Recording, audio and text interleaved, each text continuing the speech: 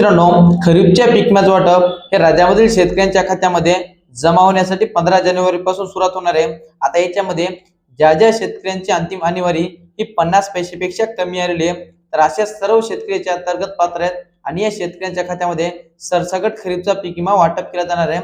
आपण विविध जिल्ह्यांची माहिती अगोदरच्या व्हिडिओमध्ये पाहिलेली आहे आणि येणाऱ्या व्हिडिओच्या माध्यमातून सुद्धा सर्व जिल्ह्यांची माहिती जाणून घेण्याचे प्रयत्न केला। आता या व्हिडिओच्या माध्यमातून आपण बुलढाणा जिल्ह्यामधील सर्व तालुक्यांचे आणि सर्व महसूल मंडळांची पात्र यादी आणि त्यांची अंतिम आणीवारी ही कोणकोणत्या शेतकऱ्यांचे कोणकोणत्या गावांची आहे ही संपूर्ण माहिती जाणून घेण्याचे प्रयत्न करणार आहोत। आणि ज्या शेतकऱ्यांची अंतिम आणीवारी ही 50 पैशापेक्षा कमी असते तर त्या शेतकऱ्यांना विविध सवलती आणि या खरीपचा पीक विमा मिळत असतो। तर मित्रांनो, आता या व्हिडिओच्या माध्यमातून आपण बुलढाणा जिल्ह्यामधील एकूण तालुके बघणार होता आणि त्या तालुक्यामधील कोणकोणते महसूल मंडळ येतात आणि त्यांची अंतिम आणीवारी ही 50 पैशापेक्षा कमी आहे हे आपण बघणार आहोत। याच्यामध्ये बुलढाणा जिल्ह्यामधील बुलढाणा जिल्हा आहे, त्याच्यामध्ये बुलढाणा तालुका आहे, तसेच चिखली तालुका, देऊळगाव राजा तालुका, जळगाव तालुका, खामगाव तालुका, लोणार तालुका, मलकापूर तालुका, मेहकर तालुका, त्याच्यानंतर मोटाळा तालुका, नांदुरा तालुका, संग्रामपूर तालुका, तसेच शेगाव तालुका आणि सिंदखेड राजा तालुका या सर्व तालुक्यांचा याच्यामध्ये समावेश असणार आहे। आणि येथील सर्व शेतकऱ्यांची अंतिम आणीवारी ही 50 पैशापेक्षा कमी असल्यामुळे या शेतकऱ्यांच्या खात्यामध्ये खरीपच्या पीक विम्याचं वाटप केलं जाणार आहे।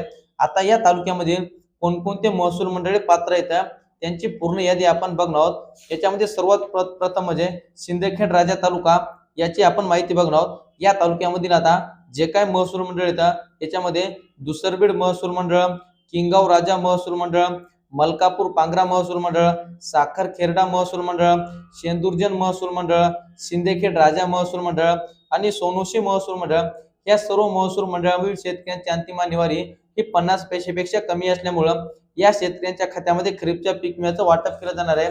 या महसूल मंडळामधील सर्व गावांचा समावेश याच्यामध्ये असणार आहे। त्याच्यानंतर शेगाव तालुका, या तालुक्याची अंतिम आणीवारी सुद्धा 50 पैशापेक्षा कमी असल्यामुळे येथील शेतकऱ्यांच्या सुद्धा खात्यामध्ये खरीपच्या पीक विम्याचं वाटप केलं जाणार आहे।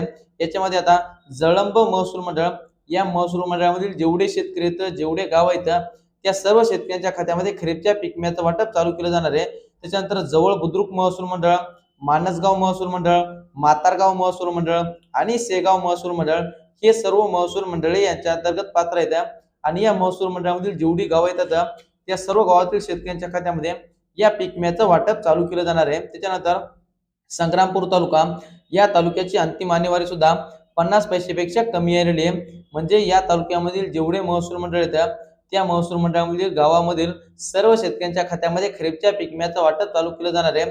आता याच्यामध्ये आपण महसूल मंडळ बघूया।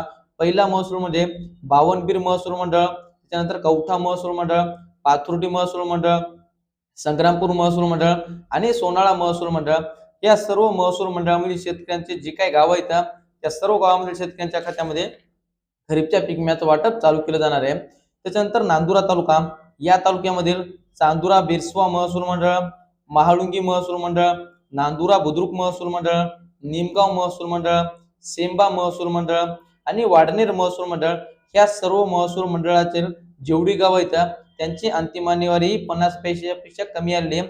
म्हणजे या सुद्धा शेतकऱ्यांच्या खरीपच्या पीक विम्याचा मार्ग मोकळा झालेला आहे आणि या शेतकऱ्यांच्या खात्यामध्ये पीक विम्याचं वाटप चालू होणार आहे। त्याच्यानंतर मोटाळा तालुका, या तालुक्यामधील बोरखेडी महसूल मंडळ, धामणगाव महसूल मंडळ, मोटाळा महसूल मंडळ, पिंपळगाव महसूल मंडळ, पिंपरी गवळी महसूल मंडळ, रोहिणखेड महसूल मंडळ आणि सेलापूर महसूल मंडळ या सर्व महसूल मंडळामधील शेतकऱ्यांच्या खात्यामध्ये खरीपच्या पीक विम्याचं वाटप चालू केलं जाणार आहे। त्याच्यानंतर मेहकर तालुका, या तालुक्याची अंतिम आणीवारी सुद्धा 50 पैशापेक्षा कमी निघालेली आहे। त्याच्यामध्ये अंजनी बुद्रुक महसूल मंडळ, देऊळगाव महसूल मंडळ, डोनगाव महसूल मंडळ, हिवरा बुद्रुक महसूल मंडळ, जानेपळ महसूल मंडळ, कल्याणा महसूल मंडळ, लोणी गवळी महसूल मंडळ, मेहकर महसूल मंडळ, नायगाव दत्तापूर महसूल मंडळ, शेगाव देशमुख महसूल मंडळ आणि वरवण महसूल मंडळ या सर्व महसूल मंडळामधील जेवढे शेतकरी आहेत, जेवढे गाव आहेत त्यांच्या खात्यामध्ये खरीपच्या पीक विम्याचं वाटप चालू केलं जाणार आहे। त्याच्यानंतर मलकापूर तालुका, या तालुक्याची अंतिम आणीवारी सुद्धा 50 पैशापेक्षा कमी आलेली आहे आणि या सुद्धा सर्व शेतकऱ्यांच्या खात्यामध्ये खरीपच्या पीक विम्याचं वाटप चालू केलं जाणार आहे। त्याच्यामध्ये देटाळा महसूल मंडळ, धरणगाव महसूल मंडळ, जांभूळ धाबा महसूल मंडळ, मलकापूर महसूल मंडळ आणि नारवेल महसूल मंडळ ही सर्व महसूल मंडळे याच्या अंतर्गत पात्र असणार आहेत आणि या महसूल मंडळामधील जेवढे गाव आहेत या सर्व गावातील शेतकऱ्यांच्या खात्यामध्ये खरीपच्या पीक विम्याचं वाटप चालू केलं जाणार आहे। त्याच्यानंतर लोणार तालुक्यामधील अंजनी महसूल मंडळ, बिबी महसूल मंडळ, हिरडव महसूल मंडळ, लोणार महसूल मंडळ, सुलतानपूर महसूल मंडळ आणि टिटवी महसूल मंडळ या सर्व महसूल मंडळामधील शेतकऱ्यांची अंतिम आणीवारी ही 50 पैशापेक्षा कमी आलेली आहे।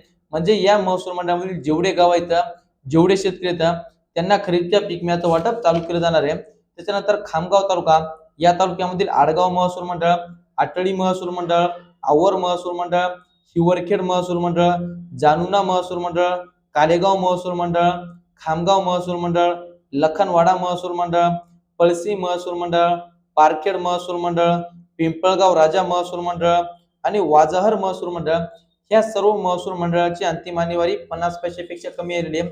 म्हणजे या महसूल मंडळामध्ये जेवढे शेतकरी आहेत, जेवढे गाव आहेत त्यांच्या खात्यामध्ये खरीपच्या पीक विम्याचं वाटप चालू केलं जाणार आहे। त्याच्यानंतर जळगाव तालुका, या तालुक्यामधील आसलगाव महसूल मंडळ, जळगाव महसूल मंडळ, जांभूळ महसूल मंडळ, पिंपळगाव काळे महसूल मंडळ आणि वाडसिंगी महसूल मंडळ या महसूल मंडळाची अंतिम आणीवारी 50 पैशापेक्षा कमी आलेली आहे आणि या महसूल मंडळामध्ये जेवढे गाव आहेत, जेवढे शेतकरी आहेत त्यांच्या खात्यामध्ये खरीपच्या पीक विम्याचं वाटप चालू केलं जाणार आहे। त्याच्यानंतर देऊळगाव राजा तालुका, या तालुक्यामधील अंधेरा महसूल मंडळ, देऊळगाव माही महसूल मंडळ, देऊळगाव राजा महसूल मंडळ, मेहुणा राजा महसूल मंडळ आणि तुळजापूर महसूल मंडळ या सर्व महसूल मंडळांचा समावेश याच्यामध्ये असणार आहे आणि या शेतकऱ्यांच्या खात्यामध्ये खरीपच्या पीक विम्याचं वाटप चालू केलं जाणार आहे। त्याच्यानंतर चिखली तालुका, चिखली तालुक्यामधील आदमापूर महसूल मंडळ, संडाई महसूल मंडळ, चिखली महसूल मंडळ, धोडप महसूल मंडळ, एकलारा महसूल मंडळ, हाटणी महसूल मंडळ, कोलारा महसूल मंडळ,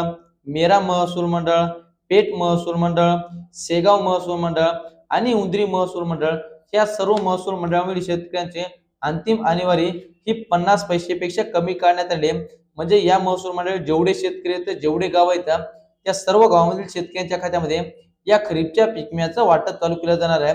तर मित्रांनो, हे होतं एकंदरीत बुलढाणा जिल्ह्याचा संपूर्ण अपडेट, कोणकोणते तालुके, कोणकोणते महसूल मंडळे, त्यांची नावं आणि त्यांची अंतिम आणीवारी किती काळ दिली होती, ही संपूर्ण अशी माहिती आपण व्हिडिओच्या माध्यमातून जाणून घेण्याचे प्रयत्न केले। हे अपडेट तुम्हाला कसं वाटलं? तुमचे काय प्रश्न असेल तर आम्हाला कमेंटच्या माध्यमातून नक्की कळवा आणि ही माहिती इतरत्र शेतकऱ्यांपर्यंत नक्की पोहोचा आणि येणाऱ्या व्हिडिओच्या माध्यमातून जे उर्वरित जिल्हे ते उर्वरित तालुके त्यांची सुद्धा माहिती आपण जाणून घेण्याचे प्रयत्न करावा। त्यासाठी चॅनल जर नवीन असाल तर चॅनलला नक्की सबस्क्राईब करा। चला तर मित्रांनो, भेटत राहू नवीन माहितीसह, नवीन व्हिडिओसह। धन्यवाद।